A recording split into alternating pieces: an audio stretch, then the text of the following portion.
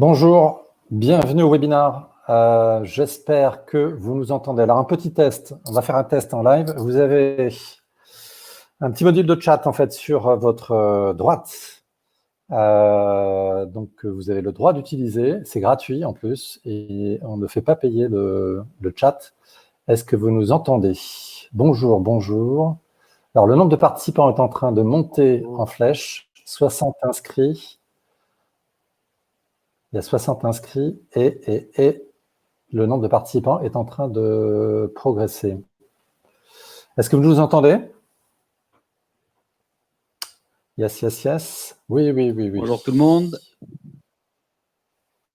Ça marche, ok. Donc, bienvenue au webinaire Réussir ses workshops de co-design à distance. Donc, avec Ben, on va se présenter tout de suite. Je précise que Ben est en direct de Tokyo. Il peut nous dire bonjour en japonais, je crois. Ouais, alors là, c'est le soir, mais bonjour, ça donne konnichiwa. Ouais, 5 sur 5. Donc, alors, bonsoir, c'est comment? C'est la même chose ou pas? Et bonsoir, c'est konbawa. Konbawa, voilà. Vous avez appris la même chose. 2 mots de japonais si jamais vous croisez quelques touristes à Paris qui sont venus. Je ne sais pas pourquoi le thème en fait de l'animation de workshop en fait à distance en ce moment a autant de succès. Beaucoup évidemment de stress autour de l'animation en présentiel ces derniers temps. On sait tous pourquoi, d'où le fait que ces outils-là ont pris en fait une grande... Ah, je vois que Magali connaît le japonais. Je ne sais pas, tu peux vérifier s'il n'y a pas de faute d'orthographe. Ben, apparemment, elle est bilingue.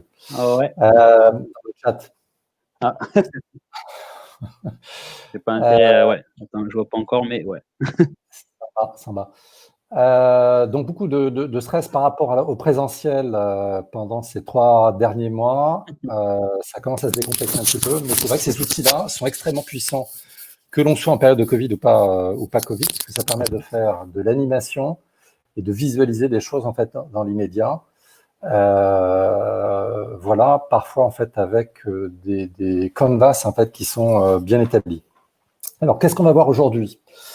On va voir... Attendez, c'est pas là, c'est là.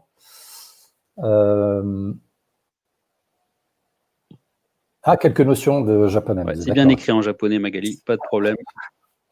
Je n'ai pas de clavier en japonais, mais par contre, Ben a un clavier en japonais. Il peut vous mettre des post-it en japonais si vous voulez. Premier sujet. Ouais, oula. Réussir ses workshops de co-design à distance. Attendez, je vais me mettre en grand, comme ça vous allez me voir. Il faut que je vois toujours. Tiens, ça marche. Réussir ses workshops de co-design à distance. Ensuite, un atelier commenté donc, par Ben de co-design de construction, notamment d'une expérience map en mode sprint. Il va nous expliquer comment ils ont fait ça en fait, avec plusieurs sprinters au niveau international. Alors, je précise, on ne peut rien montrer de ce qu'on a fait chez différentes factories puisque tout est confidentiel. Même si on a des vidéos, évidemment, c'est toujours embêtant de ne pas pouvoir montrer ce qu'on fait. Donc, Ben va nous montrer par contre quelque chose de non confidentiel qui a été partagé avec une communauté de sprinters et qui est assez impressionnante puisqu'on a fait un film, il a fait un film en accéléré. Et il nous en parlera tout à l'heure.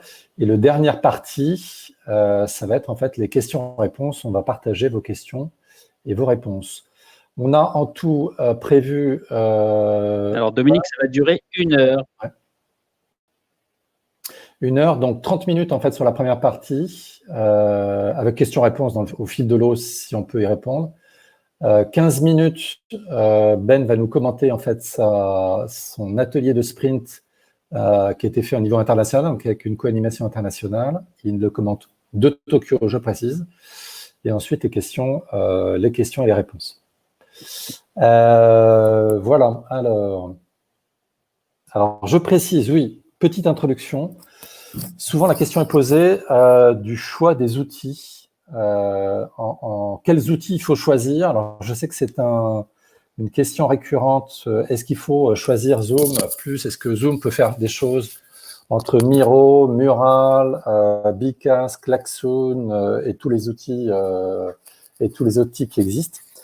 Alors malheureusement, je dois dire, on va être transparent, on va pas vous aider à choisir un outil en fait aujourd'hui parce que c'est un processus qui est vraiment très personnel en fonction de ce que vous voulez faire. Nous, on a fait des choix. Alors déjà, de Livestorm, vous avez vu sur du webinar, on fait plutôt du choix pour l'instant de Zoom qui corrige en fait leurs problèmes de sécurité pour du distanciel. Voilà, et pour de l'animation, on va le voir, en fait, on a choisi plutôt nous, Mural, qui est plus adapté à du design thinking et à du service design, du design de service, notamment parce qu'il y a des canvas qui sont déjà préparés et que c'est beaucoup plus accessible pour des non-avertis. Donc, on ne va pas passer en revue les outils. Par contre, ce qu'on va passer en revue, c'est les practices et comment animer à distance. Alors, on va revenir sur, maintenant que vous nous avez vu que Ben a une casquette et que je n'en ai pas. On va se présenter. Donc Ben, je te laisse la parole. Qui es-tu? Alors bonjour à tous et à toutes, merci d'être venus. Et en rapide, moi je suis Ben, je suis à Tokyo depuis 2 ans et demi et j'ai démarré une nouvelle carrière depuis que je suis arrivé. Alors avant en France, j'ai été notamment manager en magasin bio et vous voyez qu'après j'ai pris un parcours un peu différent. Je suis passé par le dropshipping, designer des t-shirts, ce genre de choses. Puis après, j'ai commencé avec Figma. Je fais du web design maintenant pour des clients, notamment en France. Et puis, il y a cet événement international où je me suis frotté au sprint et je vais vous en parler. Et depuis, je suis plutôt sur Mural à faire des workshops. Et puis, je vais partager cette expérience avec vous. Et au passage, j'ai eu la chance d'être nominé dans le top 10 de cet événement. Et on a Mike Strudoff, normalement, avec nous, qui a aussi été nominé. Donc, bonjour Mike, si tu es là. Et voilà, moi en tant que design et elle pour lead et conseil. Donc, bonjour à toi. Il parle français, Mike? Et je t'en prie, Philippe, je te laisse la parole. Ouais. Mike parle français? Elle parle français. Elle parle. Ah, c'est Mike. Ah, d'accord. Ok. Alors, Philippe Neveu, donc, on est au 11e webinaire qu'on fait, si vous avez l'occasion de suivre. Donc, je suis l'initiateur, en fait, du webinaire Design de service ou Service Design Thinking, en fait, en anglais. Donc, très féru de design de service, puisque, par ailleurs, je suis intervenant, formateur pour différents organismes, dont les Échos, notamment, CSM Benchmark, et autres. On a commencé des formations, en fait, il y a plus de 5 ans maintenant, sur le sujet, voilà. Et puis, oui, intervenant aussi à l'ESCP, alors sur le design thinking. Et auparavant, j'ai une vie aussi riche chez Disneyland, chez SFR, chez Aéroports de Paris, sur différents sujets, dont l'innovation service, évidemment, sur SFR et ADP, qui étaient des vrais sujets, et sur l'expérience client, notamment. Ça, c'était la vie d'avant. Et depuis, fondateur de différentes factories, agences de design de service, entre autres. Question pratique. Le support sera partagé. Alors, pas téléchargeable. On s'est aperçu que Livestorm ne permet pas de télécharger avant. Donc, si vous voulez télécharger le support, c'est pendant la session. Et après, ils ont encore un plan produit qui doit permettre de le faire. Donc, si vous êtes intéressé par le support, téléchargez pendant. C'est quelque part sur la droite. Vous avez un module de chat, je crois que vous avez commencé à l'utiliser, vous avez la main, ça vous indique en fait c'est plutôt à droite. Warm-up. Quel métier exercez-vous? Ça nous intéresse beaucoup de voir les différents métiers des personnes qui sont rassemblées. Pour ce webinaire, nous avons maintenant monté fortement en fait en participants qui nous ont rattrapés. Quels sont les métiers que vous exercez? Coach agile pour Virginie, UX, UI, UX designer pour Magali, écoute expérience client pour Clémence, qu'on a déjà vu. Je vois qu'on a des gens, des fidèles, hein. Ça va faire des cartes de fidélité pour Clémence.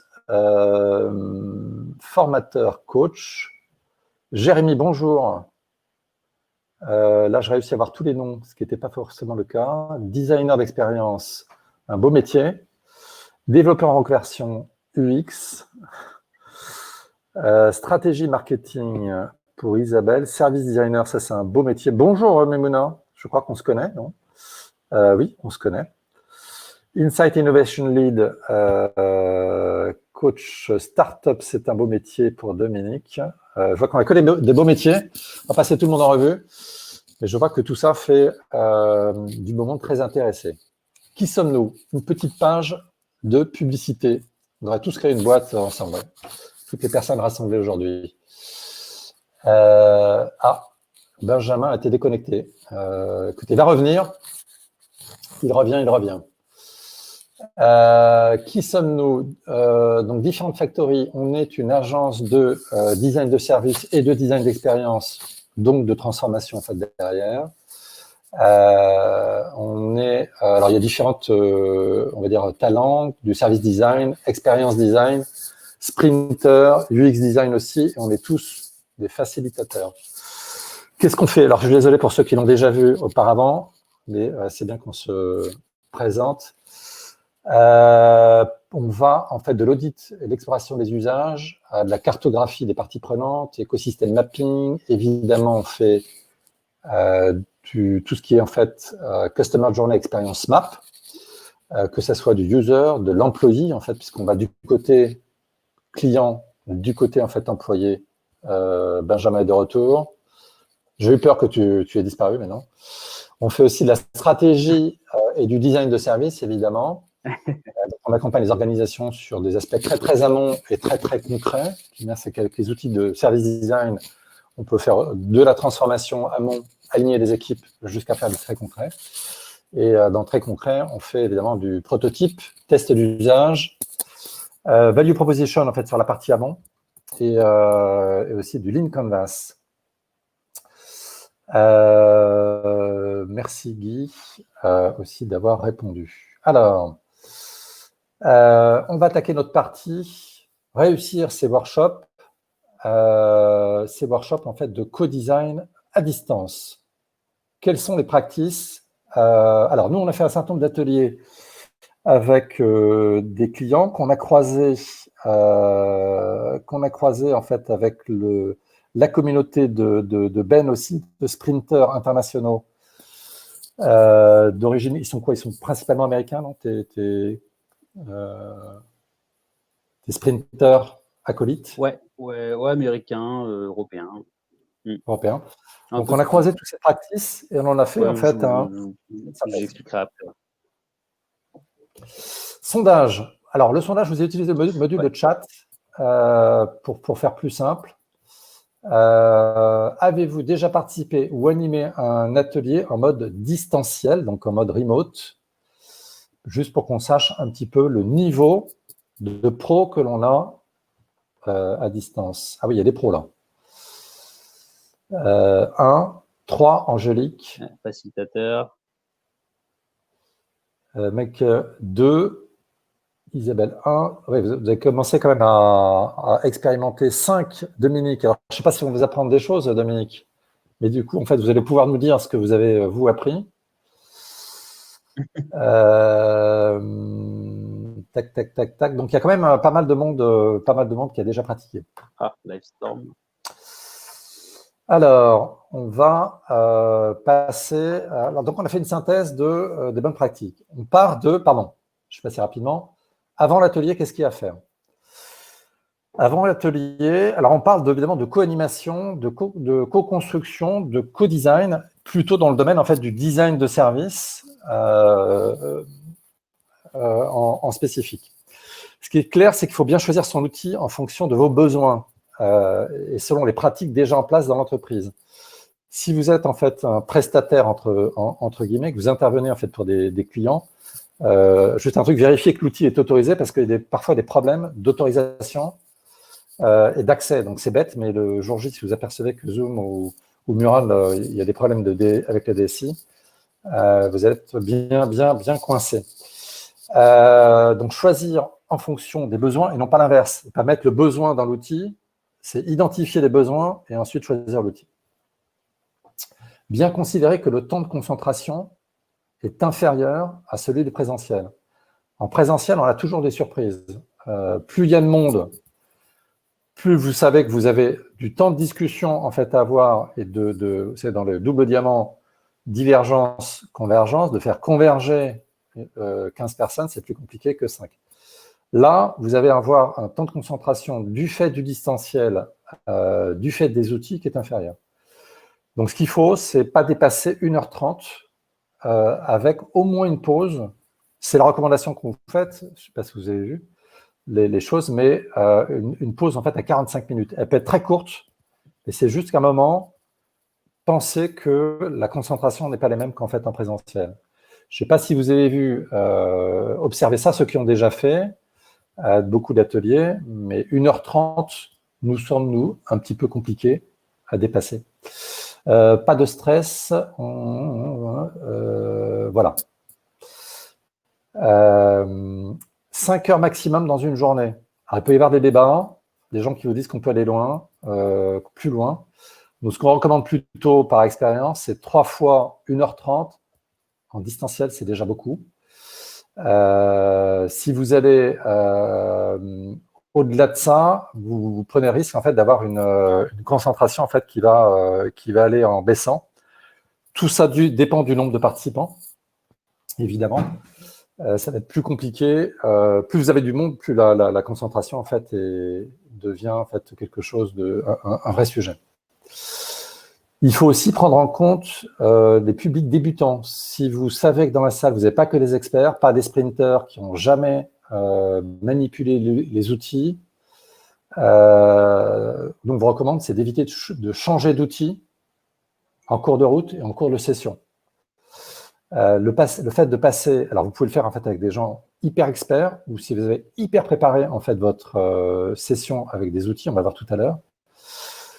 Mais passer par exemple de Zoom à Mural ou à Miro, pardon, c'est pas neutre. Donc nous on observe en fait parfois en fait des pertes de public. Donc faites attention au changement d'outil, ça demande d'autant plus de précautions. Est-ce que vous êtes d'accord avec tout ça? Vous avez le droit de commenter. Hein. On n'est pas, on partage notre expérience. Nous n'avons pas non plus la vérité, détenons pas la vérité, qui est beaucoup plus complexe. Je vois que ça approuve. Je ne sais pas si Dominique m'a un point d'interrogation. Je ne sais pas si Dominique est d'accord. Conception. Les rôles sont à définir selon la taille et la durée des ateliers. Idéalement, il faut un concepteur de l'animation et 1 ou 2 animateurs avec une option qui est éventuellement une personne technique. Si vous êtes un peu staffé, il vaut mieux qu'une personne s'occupe de la technique parce que ça vous fera beaucoup de soucis en moins à vous occuper au dernier moment de savoir comment on télécharge la vidéo, comment on passe dans une sous-salle, sur Zoom, enfin à moins que vous soyez super expert. On est dans le monde idéal, donc idéalement un concepteur, 1 ou 2 animateurs, ça vous permet de vous poser. Et éventuellement, faites une personne en technique. Dominique, oui, ok, mais la question sur la pause durant un atelier d'1 heure ou pas, besoin, oui. Alors, durant un atelier d'1 heure, il n'y a pas besoin de 1 heure, ça va. 1 heure, ça va. Prévoir des d'expérience, je n'ai pas eu besoin de faire de pause et j'arrivais à garder les gens concentrés. Ouais, dans 1 heure, ça va. Prévoir, alors ça peut être des respirations quand on dit des pauses, c'est aussi au sens respiration du truc. Hein, prévoir des icebreakers et des energizers, tout le monde est bilingue, j'espère, en cours de session, pour un moment, reconnecter en fait tout le monde. Alterner entre les temps de... Alors, il y a 3 temps en animation. Donc, il y a un moment, il faut que vous sachiez en fait alterner entre les 3. Réflexion individuelle. Ça permet aussi aux personnes un peu plus introverties de se poser, de réfléchir avec soi-même avant d'exposer ses idées. Réflexion en sous-groupe, alors que les sous-groupes, les outils permettent de faire des sous-groupes, hein, que ce soit sur Zoom ou sur Mural, isolés les uns des autres. Et partage en plénière, c'est-à-dire là, on partage en fait toutes les outputs et les livrables en plénière. Donc, vous avez 3 temps qu'il faut bien alterner. Restreindre l'équipe à 10 participants. Alors, on peut toujours faire plus. On voit en fait des workshops avec, je sais pas, 20, 30 personnes. Ça demande quand même une certaine dextérité dans les outils et puis à démultiplier le nombre d'animateurs. Et limiter les sous-groupes. Nous, on recommande de ne pas aller au-delà de 3. après, ça devient très difficilement gérable.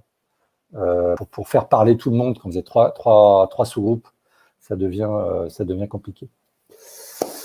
Ouais, on est d'accord, dans une atelier d'une heure, il n'y a pas besoin de faire une pause, on est d'accord.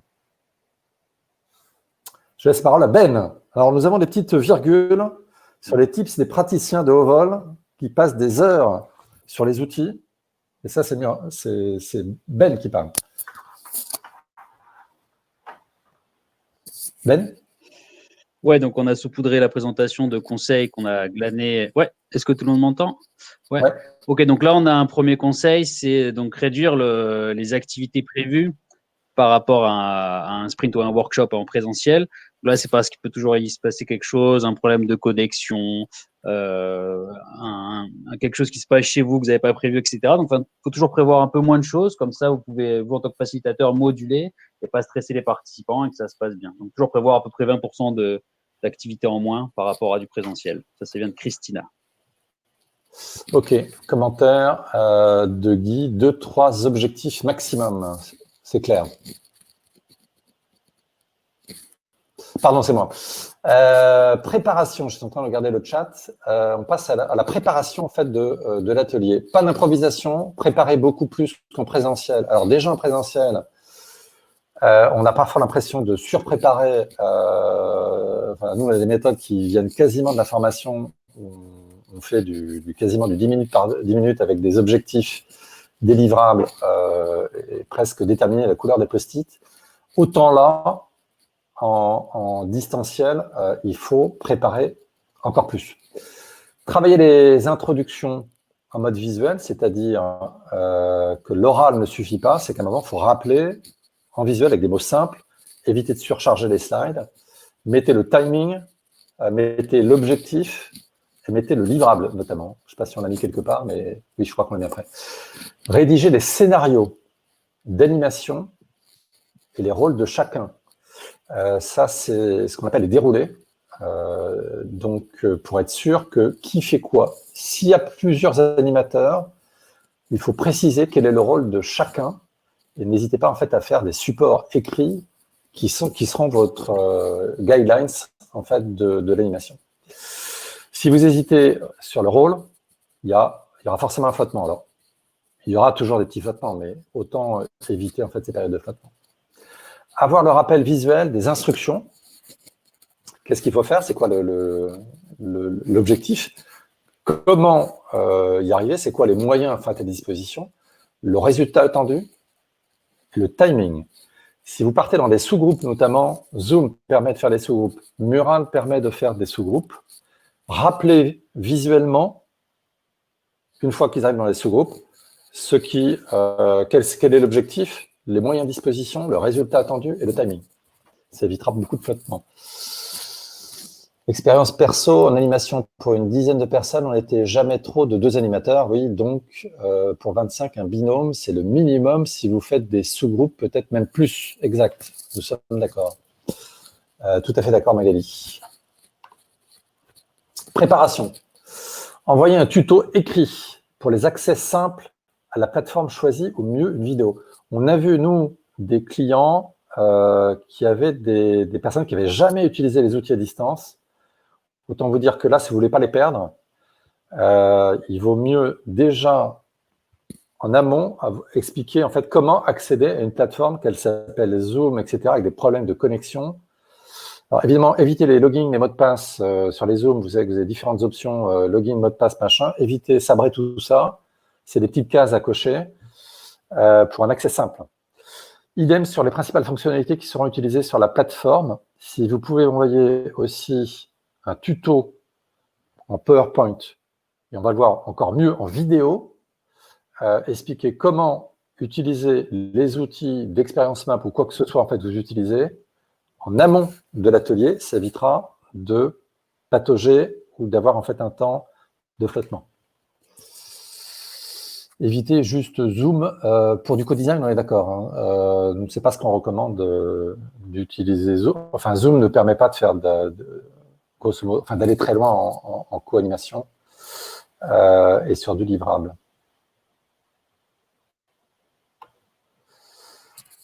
Ben.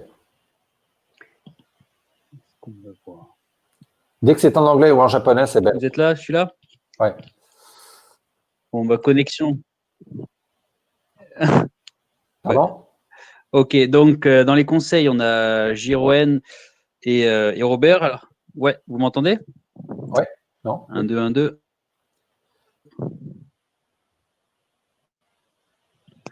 Ouais. Oui? Oui, c'est bon, c'est bon. Vas-y, vas-y. Ouais, pardon, la connexion au Japon, elle est un peu. On n'est pas encore à la 5G. Vas-y, vas-y. Ok, pardon. Ouais, donc dans les conseils, eh ben, c'est surtout qu'il faut prendre le temps de préparer donc 2 à 3 fois plus de temps pour un atelier à distance, parce que tout simplement, il faut préparer le tableau blanc, il faut créer les canevas, les exercices, les énoncés, etc. Il faut communiquer avec les participants à l'avance pour leur expliquer un peu comment ça va se passer, les outils. Bref, pour tout ça, il faut prévoir du temps. Et le conseil de Robert, c'est oui, idéalement, créer une vidéo pour carrément montrer les actions que vous voulez que les participants fassent dans Mural, les mouvements de base et aussi les exercices. Une fois, j'ai eu un atelier à faire et j'ai fait une vidéo YouTube que j'ai envoyée aux participants leur montrant ce genre de fonction. Voilà, j'espère que ça a marché. Ouais. Alors là, le slide, apparemment, tu as un problème de vision sur le slide. C'est Compared to in-person workshops, preparation, x2, x3, multiplié par 2 par 3, la préparation, en fait, hein, ce qu'il y avait là. Tu vois le slide ou pas là? Ah, ouais, là, je vois le slide. Ouais, c'était le conseil d'après. Mais ok, ouais, tu l'as séparé, je pense. Mais pas de souci. J'ai pris un peu d'avance. Alors, la vidéo, voilà, oui, c'était celui-là, tu expliquais. Oui, tu expliquais celui-là, en fait. Faire des vidéos pour préparer les sessions. Donc, ça demande des petits outils, un petit peu de préparation, et on envoie des vidéos en amont pour expliquer comment accéder et comment animer, comment prendre en main, c'est ça? Hein, c'est ça? C'est prendre en main les outils. OK. Ouais, prendre en main et ça va te créer un post-it, se déplacer. OK. Ouais, la connexion qui saute un peu. Pendant l'atelier. Alors, qu'est-ce qu'on fait pendant l'atelier? L'organisation, gestion du temps, prévoir de façon générale plus de temps qu'en présentiel. Ça, on l'a vu. Donc, ça veut dire qu'il faut faire moins de choses dans le même temps. Un icebreaker court. Alors, l'icebreaker, il y en a plein, les quantités, mais par contre, un icebreaker qui permet une interaction simple de prise en main en fait avec l'outil, ça c'est beaucoup mieux. Donc, si vous êtes sur de l'expérience map, c'est commencer à utiliser les post-it, commencer à faire un jeu de dessin, une réponse à un sondage qui permettent de la prise en main, en fait sur l'outil. Pensez à verrouiller tous les canvas. C'est-à-dire que là on va parler de Mural spécifiquement. Je ne sais pas comment ça se passe sur Miro ou autre, mais vous avez des canvas, vous avez en fait une plateforme. Il faut verrouiller ce que vous ne voulez pas que les participants touchent. Parce que sinon, s'ils commencent à toucher à vos canvas, en fait, évidemment, ça va perturber énormément les choses. Donc, ça veut dire qu'il faut préparer vos canvas, les adapter, parce que c'est pas parce qu'on voulait... un certain nombre de propositions sont faites, mais il faut les adapter à votre problématique. Et ensuite, il faut les verrouiller.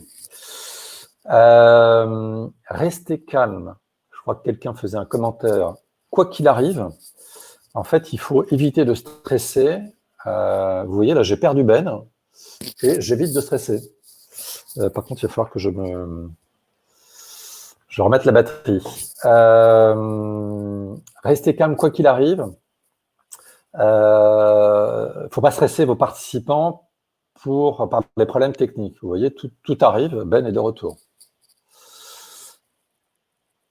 Voilà, désolé, hein, Tokyo, c'est compliqué. Animateur. Il y a plein de petits Japonais qui pédalent pour que tu aies l'Internet, donc c'est normal.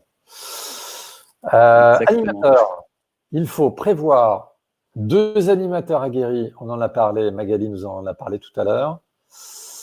Je fais des conversations qui ont lieu parallèlement sur le choix des outils, qui est toujours un sujet.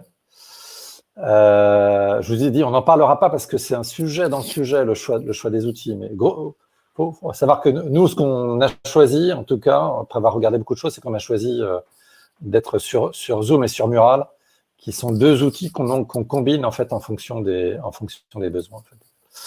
pour répondre à la question parallèle. Un qui anime, un qui surveille les échanges en fait, de messagerie et qui répond aux questions. Donc, 2 animateurs, ça nous semble en fait le minimum pour de la co-animation. Ne soyez pas tout seul. Bien maîtriser le passage de sous-salle en sous-salle. Si vous créez des sous-salles, que ce soit sur Zoom, et vous avez la possibilité de créer des sous-salles ou sur Mural, bien maîtriser comment on passe de l'un à l'autre, sinon vous perdre en fait dans les sous-salles. Si les participants sont nombreux, il faut un animateur par sous-salle. Donc de 5-6 personnes.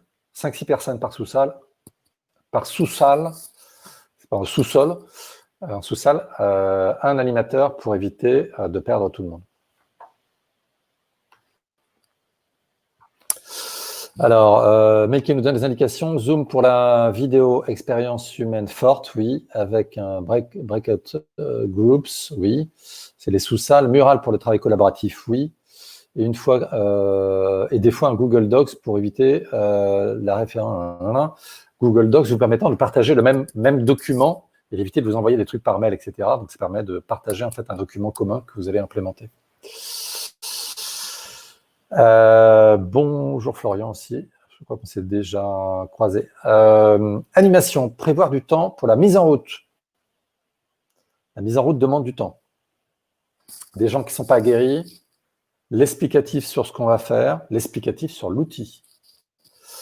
Le mode caméra. Alors le mode caméra, je vais te laisser commenter, Ben, parce que comme on en parle après, je pense que c'est plus naturel. Ouais.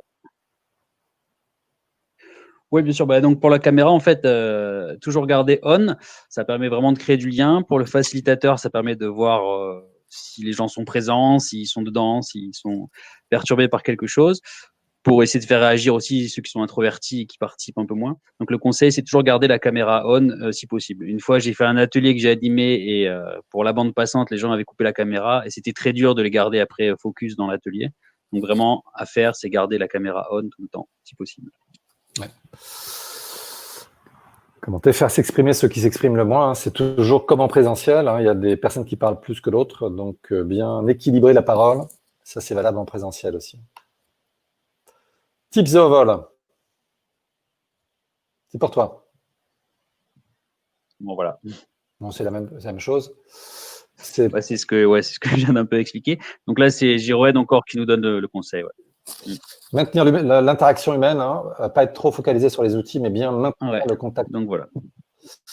Animation, sourire, que vous soyez à l'image ou pas, ça s'entend. Donc évidemment, le sourire et la positivité est un véhicule d'autant plus important en fait en distanciel.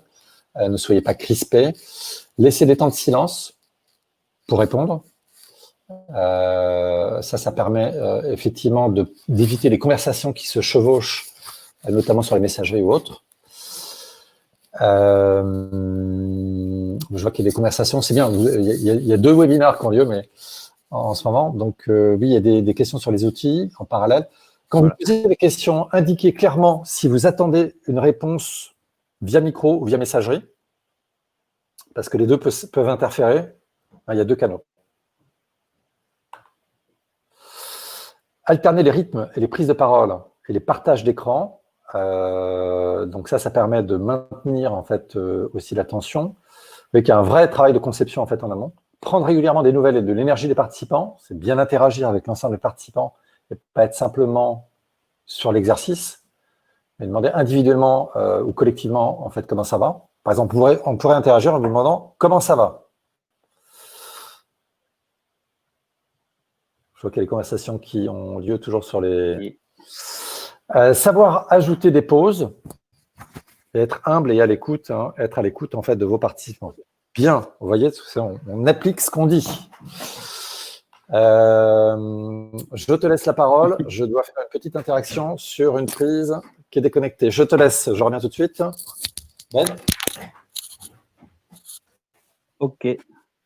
Ouais. Alors, la slide suivante. Ouais, désolé, depuis Tokyo, c'est un petit peu compliqué. Alors. C'est bon? Je n'étais pas là. Ouais. Alors, ok. Bah, c'était à votre conseil.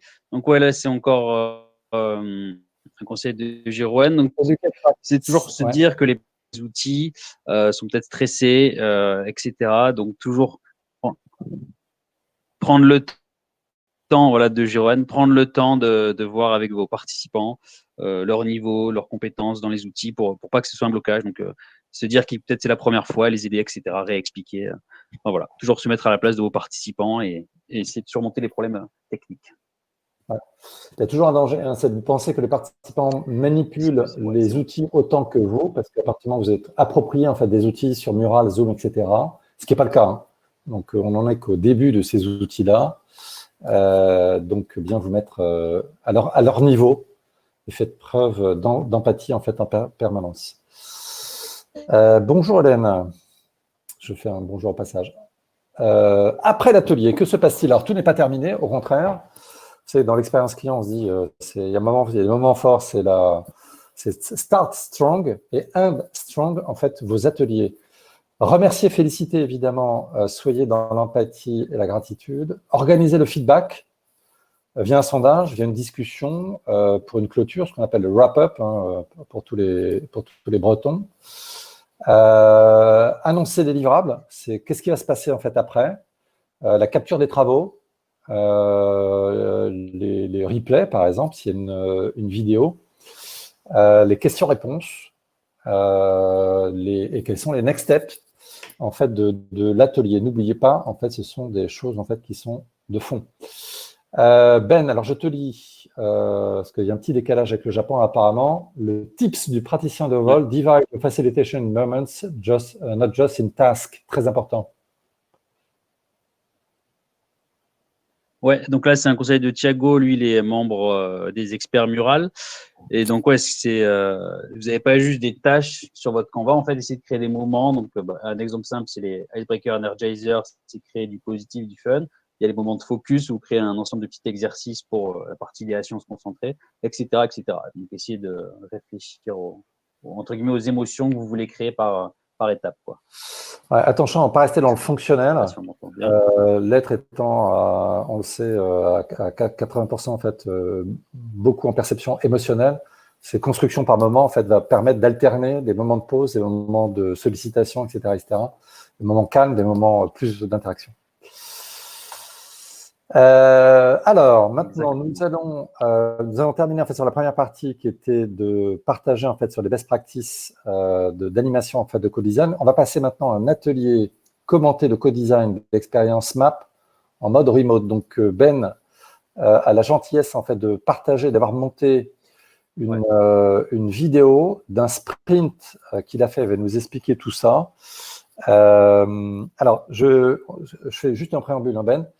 Ne vous attachez pas à la méthodologie qu'utilise en fait le sprint là. On pourrait avoir des débats méthodologiques sur du design de service, la différence par rapport à du design sprint, par rapport à du design de service, par rapport à du design thinking. Peu importe, le but, c'est pas de faire la méthodologie là, de savoir à quel moment on utilise la home by tree, à quel moment on fait de la customer journey, de l'expérience map, etc. Regardez plutôt, c'est comment on utilise en fait un outil à plusieurs, et la fluidité qu'on peut atteindre quand on a des gens qui savent manipuler les outils, si on a un petit peu de formation et de pratique, en fait. Voilà, qu'est-ce que je voulais dire? On a des choses qui sont... Alors là aussi, vous regardez pas trop les aspects méthodologiques, en fait, sur les personas et tout ça. Regardez plutôt en fait la pratique de praticien. Je te laisse la parole. Alors, attends, je passe le slide. Ouais, alors, on va pouvoir. Donc, rapidement, je vais vous parler de cet événement où j'ai participé, et Mike aussi. Donc, c'est le GVDS4 pour Global Virtual Design Sprint, créé par Robert. En gros, en rapide, c'est un événement international. On est une centaine de participants, donc il y a un peu de tout, UX, sprinter, facilitateur, ingénieur, etc.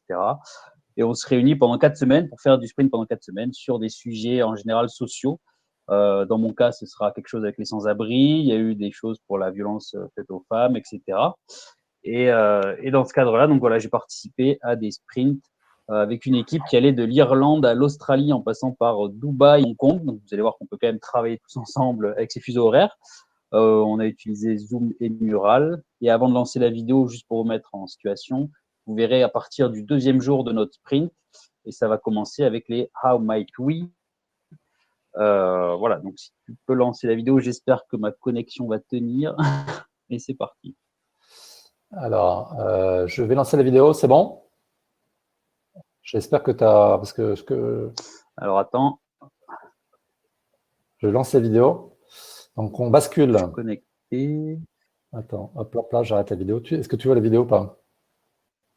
On a pris un petit risque, hein, vous voyez, on aime jouer. Pas encore la vidéo. Un petit décalage, là. Ouais, j'ai pas encore la vidéo, mais ça arrive. Alors, attends, je te dis quand c'est bon. Ah oui, il y a quand même un gros décalage alors, avec Tokyo, là.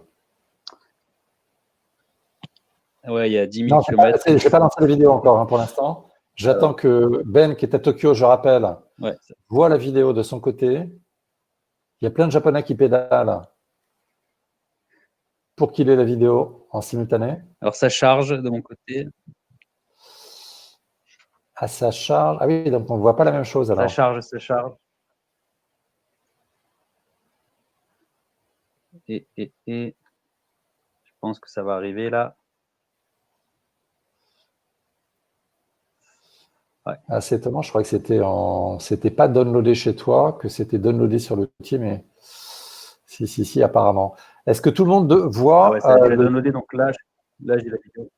Est-ce que tout le monde voit le début de la vidéo là? Normalement, oui.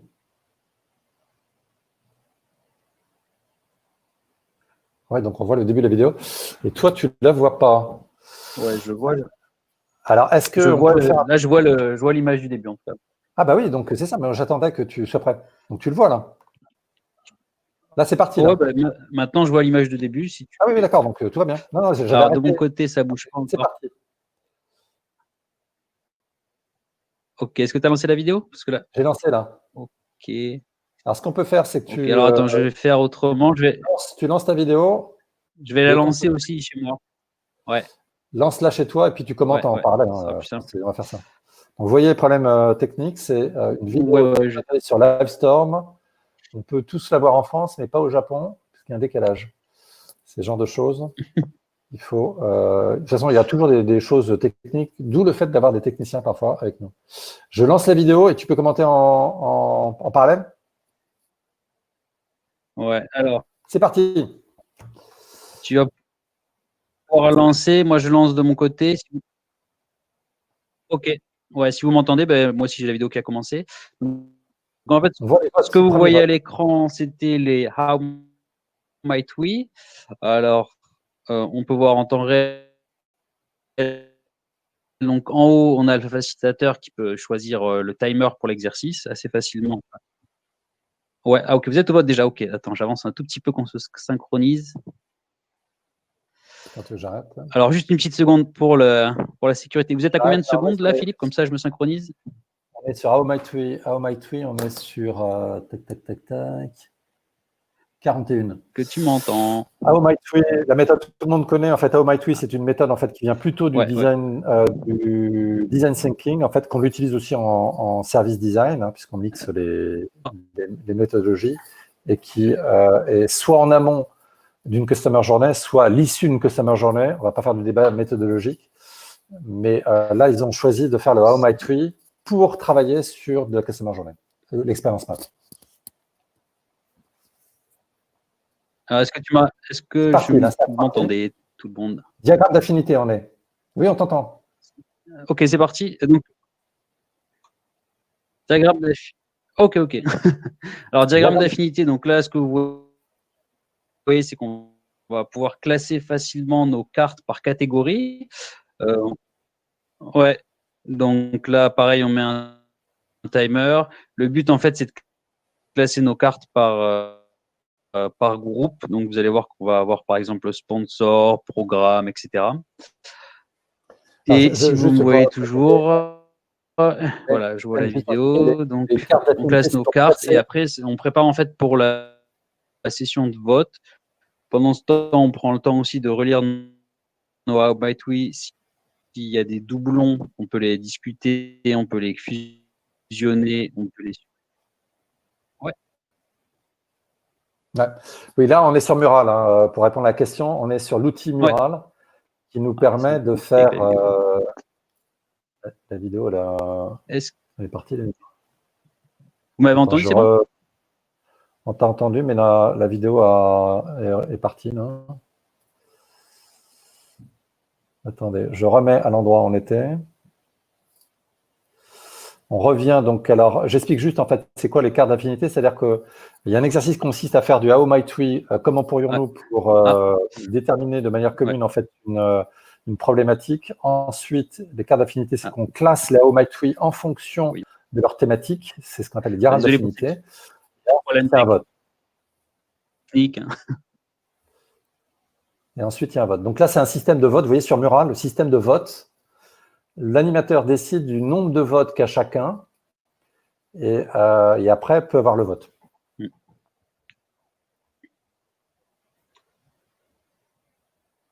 Résultat du vote. On est,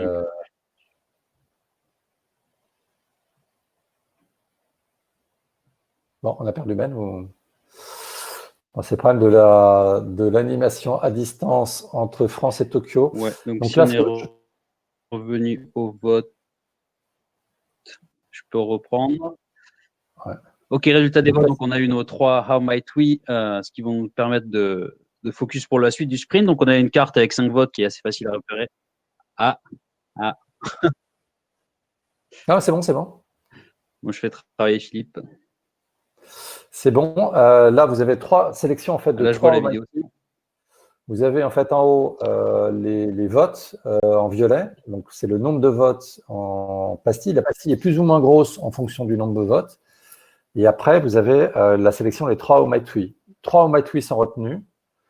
Et après, là, l'exercice, je commente si tu vois l'image. Là, on passe en fait sur le repositionnement des How might we et un autre exercice qui consiste à fixer quel est le but à long terme, donc à 2-3 ans, de l'expérience map. C'est quoi le but sur le long de faire terme cette expérience?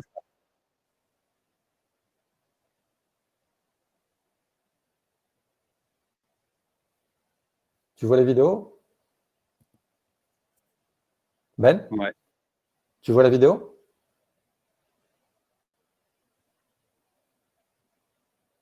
Ben? Là, vous voyez, c'est les impondérables de la technique.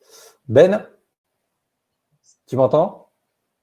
Si tu m'entends, ouais, c'est même le but du sprint, en fait, du produit, du projet qu'on a. Quel est le but qu'on a sur du long terme, sur 2 ans. Et donc, c'est pour nous mettre un peu tous au diapason. Ouais, je vois la vidéo. Je vois la vidéo et je t'entends. Tu m'entends? Oui.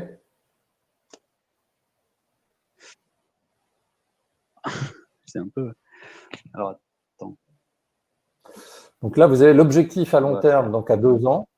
Donc, qui est un exercice que l'on fait, c'est comment, quand on se projette en fait dans une expérience map, qu'est-ce qu'on veut arriver à faire en fait à un horizon de 2 ans pour avoir en fait une vision de long terme. Là, vous avez des votes en fait qui se font par des flèches. C'est plutôt que de faire des votes en fait pastilles, c'est les participants pointent des flèches et vous avez le nom des participants qui ont sélectionné parmi les 12 buts à long terme, 2 buts à long terme, et ils vont voter en fait sur l'un des deux objectifs en fait à long terme, ce qu'on appelle goals. Voilà. Exobonus, on est Ben. Ben, tu m'entends? Bon, je crois qu'il y a des problèmes de connexion. Les petits japonais pédalent pas assez vite. Ensuite, donc dans la vidéo, alors vous voyez l'ensemble des participants en fait des sprinters. Là, ce qu'ils vont commencer en fait à construire en fait, c'est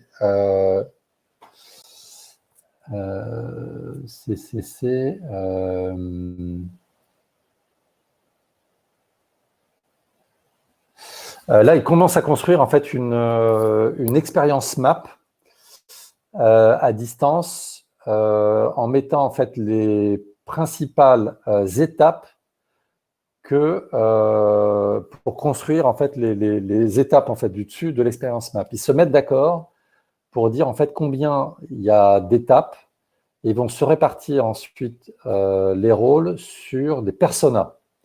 Vous avez en fait en bleu un nombre de personas et vous avez en fait les steps en fait en haut, les 9 étapes de l'expérience map. Chacun va se voir attribuer en fait un rôle en fait dans l'expérience map, c'est-à-dire va prendre un persona. Là, alors vous avez en fait un système de vote. Vous voyez en fait le vote qui est attribué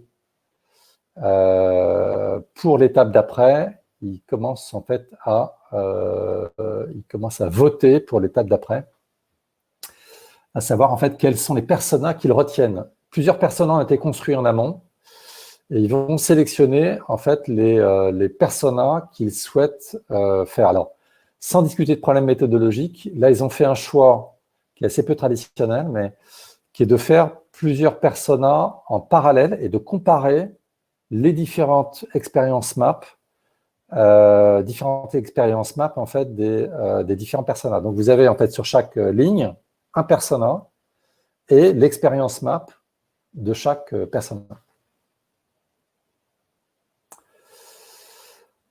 Le vote là a lieu sur oui, ça y est, j'ai retrouvé. Le vote a lieu sur le but poursuivi par chaque persona. Qu'est-ce que souhaite atteindre chaque persona à l'issue de son expérience map? C'est quoi son objectif? Donc là, la thématique, c'était une thématique de comment peut-on aider, en fait, c'était un cas d'innovation sociale, comment peut-on contribuer, chaque entreprise peut contribuer en fait à aider des personnes en fait défavorisées, en outre en fait des SDF, les aider en fait à sortir de la rue. Et donc, dans les personas, il y a différents rôles. Vous avez à la fois le destinataire, ce qu'on appelle le bénéficiaire des soins ou de l'aide, mais vous avez en fait aussi les salariés, vous avez les ressources humaines, etc., etc. Donc, vous avez des personas qui sont très différents, qui sont à la fois les bénéficiaires et à la fois en fait les donneurs, les receveurs en fait et les donneurs de soins ou d'aide. Et donner en fait l'objectif à l'issue de l'expérience map et ce qu'ils sont en train de construire. Donc c'est en mode sprint, en accéléré. C'est quelle est l'expérience map en fait pour chacun des personas, que ce soit des HR, des salariés et du bénéficiaire. Ils co-construisent en fait l'ensemble de ces expériences map. Et donc, vous voyez, chacun construit, il y a des couleurs. On peut voir que chaque participant, en simultané, s'occupe de son expérience map. Et vous voyez, en fait, tout ça a lieu en fait en simultané. Chaque flèche de couleur, en fait, représente en fait un des participants présents. Et vous avez en haut, en fait, la vidéo de l'animatrice. Ce qu'elle fait là, alors après, il y a des astuces d'animation. Ce que vous voyez en fait là, c'est qu'elle met en couleur des choses qui sont redondantes dans les expériences maps. Il y a des redondances, donc elle va identifier en couleur ce qui est redondant pour discuter de est-ce que tout ça, c'est pas des formulations différentes en fait de la même expérience. Vous voyez en fait comment on manie l'outil. Là, vous avez vous pouvez changer en cours de route, c'est-à-dire certaines personnes ont mis de manière neutre et ensuite l'animatrice va prendre la main pour aller mettre des couleurs à tel ou tel endroit pour ensuite questionner, faire converger, questionner sur l'expérience map. Il y a en fait un système de vote maintenant. Vous voyez qu'elle a déterminé, elle a choisi de faire un vote, je ne sais plus si c'était en 5.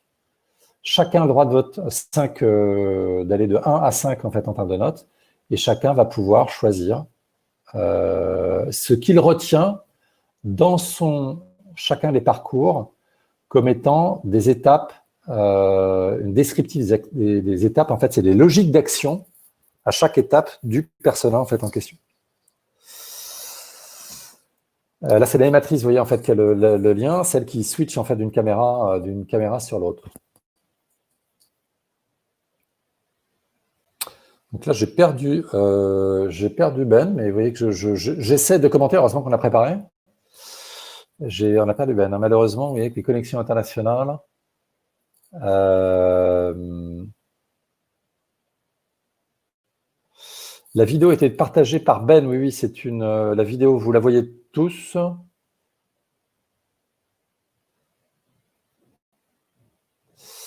La vidéo a été partagée en fait en parallèle. Vous avez une image figée. Alors là, c'est pas normal parce qu'elle est bien en train de se dérouler là. Là, j'arrête, je reprends. Image figée. Après, vous avez une question de débit chez vous, hein, parce que là, malheureusement, en fait, la vidéo est comme un document en streaming. Et donc, après, effectivement, ouais. Alors, Ben, il est là en tant que participant, Ben. Maintenant, il y a quelques problèmes de connexion. Donc là, il y a un parcours qui est créé commun à tout le monde. Je vais accélérer un petit peu la vidéo, parce que ce qui va être intéressant, en fait, c'est surtout la fin. Tac, tac, tac. Je vais aller sur la fin. Vous voyez, en fait, qu'il y a un parcours qui se crée avec une convergence de chacun sur quel est le parcours. Ce qu'on peut faire, en fait, en post-it en présentiel, où on met les parcours, en fait, sur les mêmes étapes. Enfin, sur les mêmes étapes, on met des choses qui ont été construites avec différents participants. Là, vous voyez que ça va très, très vite. Ça permet, en fait, de mixer sur les mêmes étapes, en fait, un parcours, et voire de faire de la rédaction pour fusionner l'analyse en fait d'un parcours, que ce soit des logiques d'action, des pains, des gains, quelle que soit la méthode en fait que vous utilisez, on peut le faire en fait très rapidement grâce à ces outils. Est-ce que tu m'entends, Philippe? Le retour. Ouais, bien joué pour avoir expliqué toute la vidéo sans l'avoir créée. Donc, tu as bien géré. Ouais, désolé pour tout le monde. J'ai pas mal de problèmes de connexion. J'ai coupé la caméra. Ça a l'air d'aller un peu mieux. Et Philippe, merci. Vidéo, là.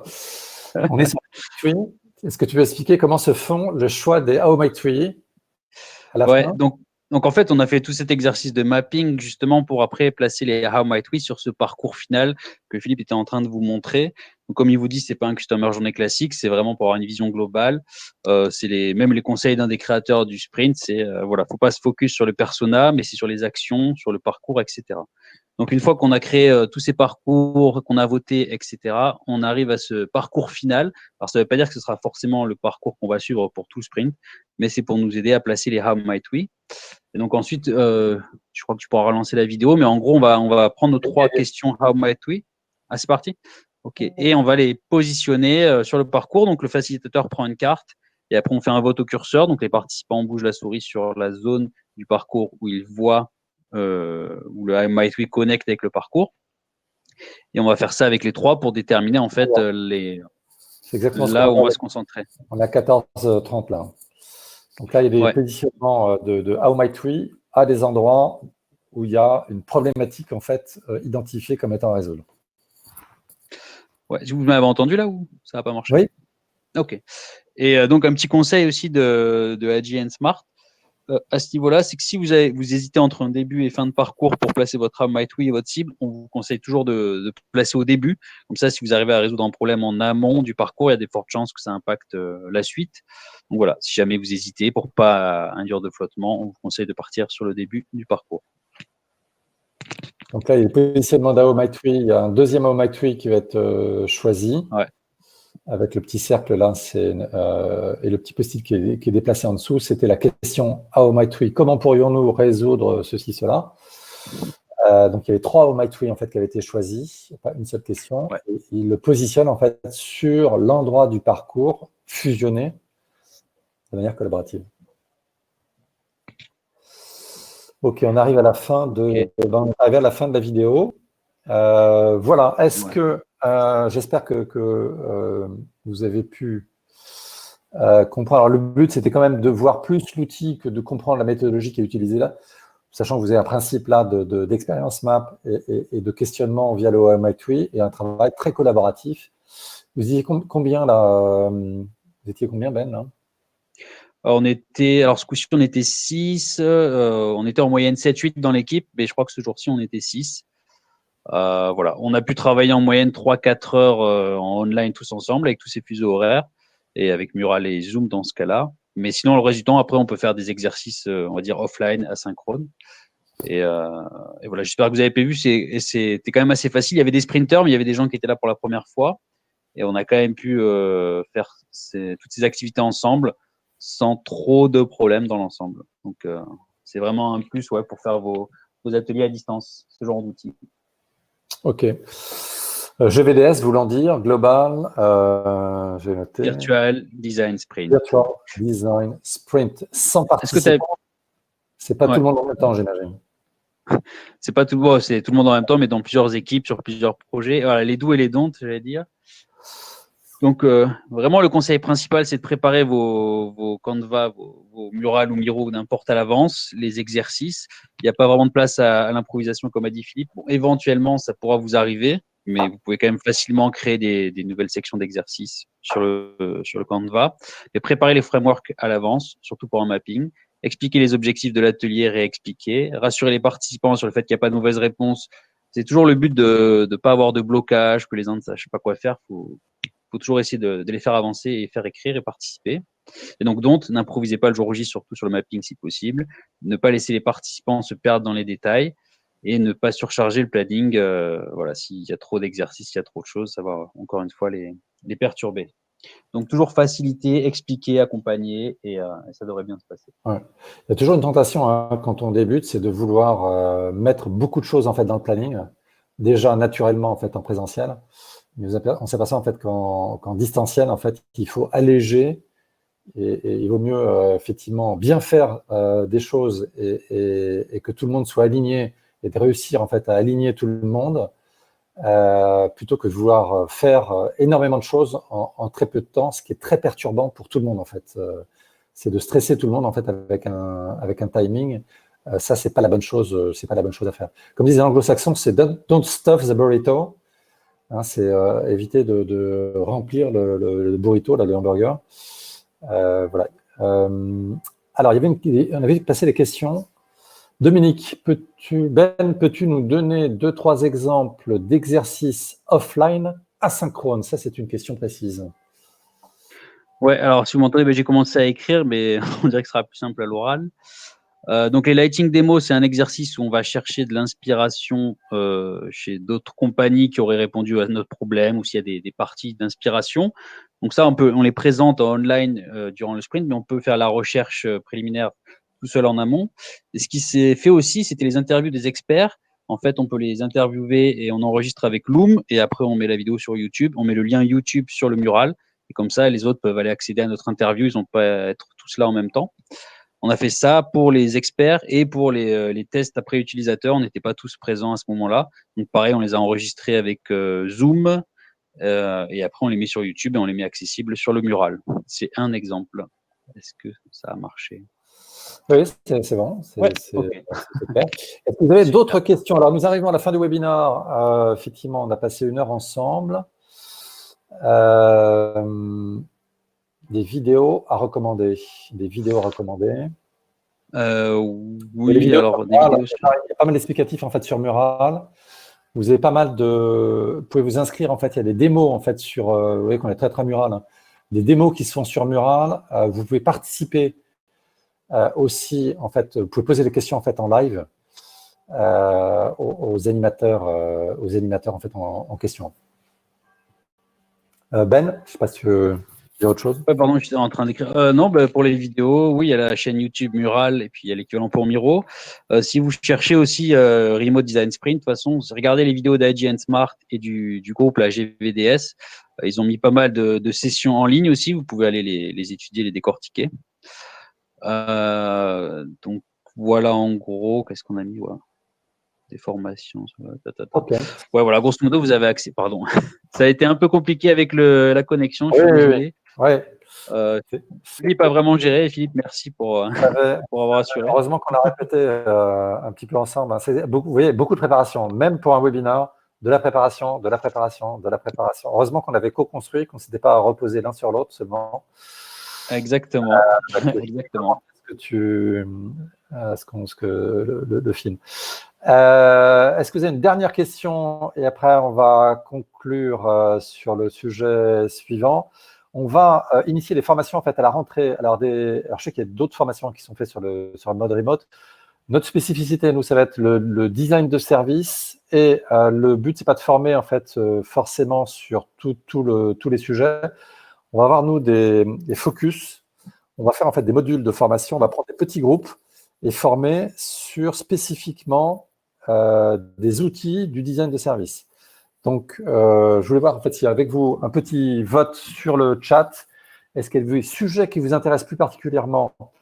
Nous, on pense plutôt à l'expérience map, aux méthodologies en fait d'expérience map. On pense aux méthodologies de service blueprint qui sont du service design. On pense aux méthodologies du type How Might We plus comment sélectionne-t-on ensemble en fait un How Might We.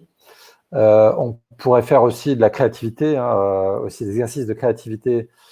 Là, je vous renvoie vers des articles qu'on a écrits, notamment le brain writing, que nous, on aime pas mal en fait comme outil de créativité pour co-construire, ou du storyboarding. Mais alors là, c'est toujours la contrainte de gens qui se disent qu'ils ne savent pas dessiner et il faut qu'on leur apprend à dessiner. Est-ce qu'il y a des sujets qui vous intéressent plus particulièrement en fait dans tout ce que vous voyez autour de vous? How Might We, Experience Map, Service Blueprint. Service Blueprint, je vois qu'il y a des aguerris parce que le Service Blueprint n'est pas assez connu en France. Il faut faire connaître le Service Blueprint. Je vois qu'il y en a plusieurs qui sont là-dessus, c'est très bien. C'est un vrai outil. La vidéo, est-ce qu'on peut l'envoyer? Oui, on va l'envoyer aux participants. On va se débrouiller. On a la liste des mails. On vous envoie la vidéo Ben. Ouais. OK. Ouais, pas de problème. Ouais. Donc, téléchargez. Là, j'ai mis un lien sur le chat aussi. Ouais. Il est trop fort, Ben. Quelle réactivité, quelle proactivité. Vous avez le lien là, donc vous pouvez y aller directement dessus. Si vous voulez le support, alors téléchargez maintenant, parce qu'apparemment, il n'est pas disponible après. C'est quelque part sur la droite, c'est quelque part vers la droite, le téléchargement du support, parce qu'après, apparemment, Livestorm ne permet pas de l'avoir. On vous remercie beaucoup de votre participation, de vos nombreuses questions. Voilà, je ne sais pas si on va faire un webinaire service design avant l'été. On en fait un autre sur un autre sujet qui est l'expérience client, parce qu'on a plusieurs casquettes. L'expérience client dans le 9 juillet, donc qui est l'expérience client en fait en B2B, qui est un autre domaine. Merci à vous, merci de vos participations. Passez un bel été. Merci Ben. Ouais, merci à toi Philippe, merci à tout le monde. On va vous envoyer la vidéo.